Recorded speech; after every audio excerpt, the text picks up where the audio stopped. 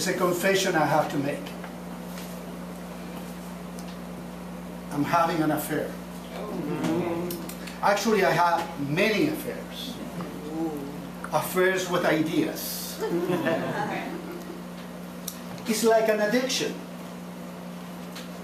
Doctors and physicians call it creativity.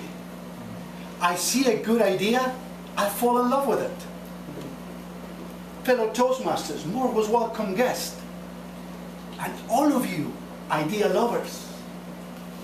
I'm here to share with you why I have these love affairs. When I was a younger boy, I was in between. My older brother, very intelligent, an example of the family. My younger brother, so cute and emotional. Wonderful to see it. I had to figure out what to do. How many of you are middle child? Between one or the other? Either or all?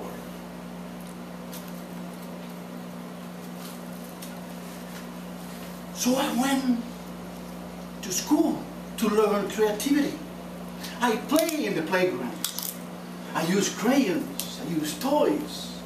And then I travel throughout the world looking for books, ideas, travel, people. And I got addicted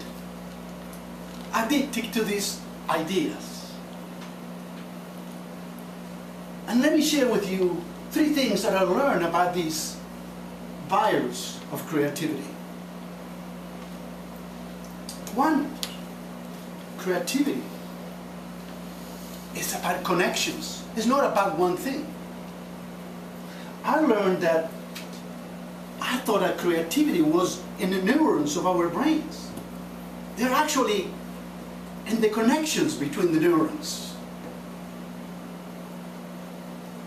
Imagine you have a mime carrying a dog out for a walk. The dog and the leash become the most important part of the scene. It's about that connection. Number 2, I learned that we don't learn at school. We are not educated to think this way. When I went to school, it was about labeling, organizing, and segregating ideas in different categories and keeping them all very separate, not connected with each other, just like ice cubes in a tray. So you have one idea, it gets frozen.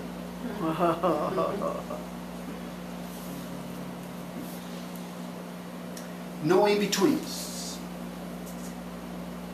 Number 3, I learned that the actual lone inventor, the lone genius, is a myth. It's a good story, but it's a fantasy. Most of the creations come by groups, by activities. I thought I was going to be a genius because a ray from the sky was going to come and give me the best ideas. Yet I learned, for example, 150 years ago, a group of artists in Paris got together every single night to support each other.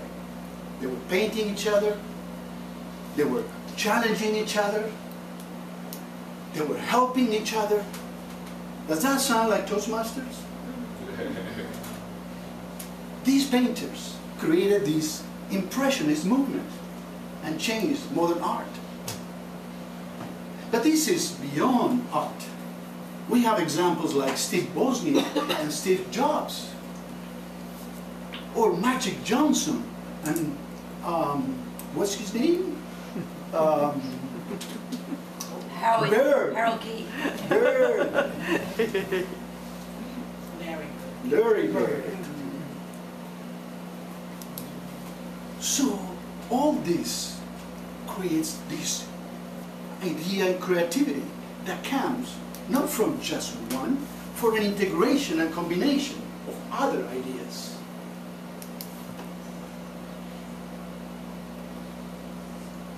So what can we do? How do we combine it?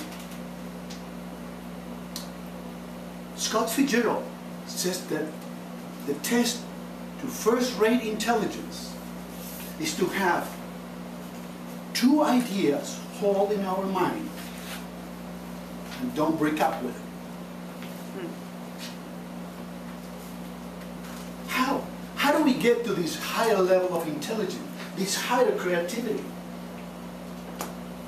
Well, there are different theories and practices around. And one of them, I would suggest, is to have a love affair. Now, I'm not asking you to cheat on your partner. I'm asking you to experience. Experience ideas. Experience, for instance, experience ignorance. Be open and curious about what others will think. Experience fun, dance and play, like a tango move. And experience experiences. Share them. Test them. See what happens. That's what I do here in Toastmasters. So whether you are in between, a middle child, or you have your own, we always as individuals have to make choices. We have to choose between this and that.